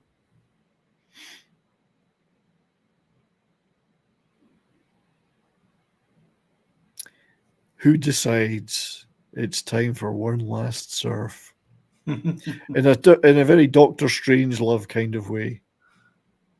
This movie does have a lot of Strangelove vibes to it. It does. There's certain parts of it, the absurdity and the logical philosophy stuff, and then the surfing down to the planet is kind of like hanging onto a bomb, I guess. So I don't think he makes it, but So there it was. Dark Star, everybody. I still love this movie. I've seen it so many times, and I don't know. Do you guys love it? It was a really interesting one. You don't know whether they're taking it seriously or not half the time, and the cast definitely is. Well, they put a lot. Yeah, they put a lot into it. Whether or not they took it seriously making it, but on the other hand, the movie itself has so much absurd humor, and it's a bit of slapstick in it, and there's a bit of Python-esque, because Pythons were doing that all the time with philosophy stuff, like using those philosophy arguments in some of their sketches. But it gave John Carpenter a great opportunity, given it's his first feature, to hone his directorial style, and it does feel a lot like Escape from New York and other movies that he made later. It's got a similar feel, partly down to the score, of course, sounding like the scores he did for those. Minimalist dark humor. And that's always been a thing with him, is as good as he is as a director, him as a composer, he is just as good, if not better. Okay, yeah, indeed. So Sentient gives it 10 out of 10. I would too. It's one of my all-time favorites. Yeah, I'd give it a solid 9.5 or 10. This is an underrated classic. Yeah, cult classic for a reason. Exactly. The reason is it's extremely smart at what it does, and it's done with such great care and attention given the budget. I agree. Why spend a lifetime to bring a bomb to an empty planet? This is the pointless part of it. The pointlessness of their existence is another existential thing if you think about it. Yeah, and that's just throughout the whole movie. It's like, what are they even doing out here? Like somebody mentions Silver Surfer makes it. Yeah, the Silvers. He's the original Silver Surfer on screen. It's absurd that mankind is smart enough to invent nuclear weapons and dumb enough to use them. That's a great point. That is a very, very good Great point. Yeah, John Carpenter is a great composer. For his movies, he's a great composer. And if you have an AI, which in effect they did have with a computer and sentient bombs, why would you even send a human? This is a very good point. I mean, these guys have signed up to go back. If they ever did return to Earth, nobody would be left alive that they knew because of relativity. So, however, it's a great. You used a modular synthesizer, probably a Moog. I would think so. Yeah. But it's funny that, as I said at the beginning of the show, Brian, the guy that played Doolittle, Brian Norrell, he said Carpenter was a musician, a songwriter. Yes, he wanted to be a filmmaker, but he was great at writing music and songs for stuff. And for other student projects in the USA, he would do some music for them. So that was probably his first love, as it were. The invention here, you can see what Carpenter, Dan O'Bannon were going to achieve later. So And you can the sense of humor is 100% Dan O'Bannon in this, because especially with the stuff he did with heavy metal and stuff like that. Like this is right in that vein. He's a great writer. There's a lot of humor in Blue Thunder and other movies like that. Yeah. He had a robust side to his personality. Let's put it that way. He didn't suffer fools gladly, apparently, but great, nonetheless, great writer. Sad that he passed away quite early, really. So, yeah, they had the ability to send autonomous ships with smart bombs, but they chose not to. Well, there wouldn't have been a movie then, would there? Ultimately. So, anywho, it's time to wrap up. I've got one more thing I wanted to ask everybody. Been talking about potentially moving this show to a different day and time. Monday afternoon's proving difficult for me and some of the others logistically. So just chewing it over right now, because this is like the flagship show on this channel, and you guys have supported it in the chat. You've all been here for every one of these shows, and I appreciate that greatly. So toying with, in the early stages of moving to perhaps a Wednesday evening for the show. So I'm just wondering if there would be any, if you guys, and I'll put a poll up on the channel and community tab about it, if that would be something that you would be willing to support and stick with me if I did that. So just talking about it right now, but it may have to happen for logistical reasons for some of us, personally, me, Pope, and some of the others. So maybe an evening show is better for us, and Wednesday would be the night that I'm free to do it. So just as I say, I'll post it on the community page and see what people's feedback is. It's not that I couldn't continue to do it, but it's a little bit difficult for some of us. So anyway, Midnight's Edge or Mead Show on Wednesday evenings. Is there now? I know Wednesday evenings, Tom doing a show, Midnight's Edge. I wasn't sure about that. I mean, it would be talking about it's like a 7:30 p.m. Mountain Time kickoff. So we'll chew it over. Not quite sure what the next show is going to be about. Got a couple of ideas kicking around, so I'll let you know about that too. But thank you everyone for being here today and supporting us in the chat. You've been awesome as usual. I will be later on tonight. You'll see me on Comics Division Monday Night Meltdown. Tomorrow night, as usual, on Toxic Tuesday on Nick Visor's channel. And then the rest of the week will unfold as it will. I got a couple of videos I'm working on putting up. I'd like to thank you all for your support. I'd like to thank everyone that's a member for being a member, trying to help me keep the lights on here and keep doing this stuff. Pope, my friend, what do you got coming up? Well, I got a couple of rock and roll religions that I want to do. It's just finding the time now that I'm working.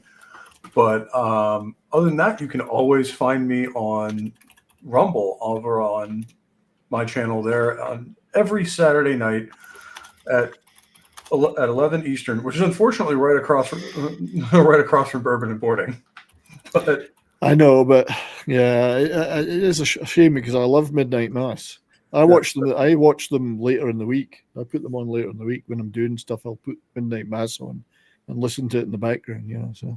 But we do a 2-hour little radio show where I play you a lot of music I'm listening to, a lot of stuff that I think doesn't get enough of a spotlight, and even some stuff that you guys suggest. So Vince Womack usually in chat with us. So hopefully you guys either check it out live and come chat with us or afterwards, because we have a lot of fun. Yeah, it's good stuff, mate. You've introduced me to so much good music. I appreciate it very much. But yeah, it's a shame because I'd like to get you on Bourbon and Boarding more. I can always either just not do it one week or rearrange it and do it at a different time. So we'll talk about that because Brahma and I did adjust the time to start earlier. Maybe we could start even earlier. I don't know. All that interferes with my Cotton Council stuff I do on Snowdub's channel. But hey, there's so many shows, so little time. Right. So little talent in my case. No, it's been fun. I love doing this, and I love you guys being here. And thank you for making a happy man very old. So I'll let you know about the show and how it's going to continue in the future. It will continue. It's just maybe on a different time slot. Till then, everybody, enjoy the rest of your day. Enjoy the rest of your week. Rest in peace, Paul Diano. Yeah, that was a sad one. Today. I'll be probably making a little video about that tomorrow. And yeah, see you all later. Peace out and keep on rocking, everyone. See ya.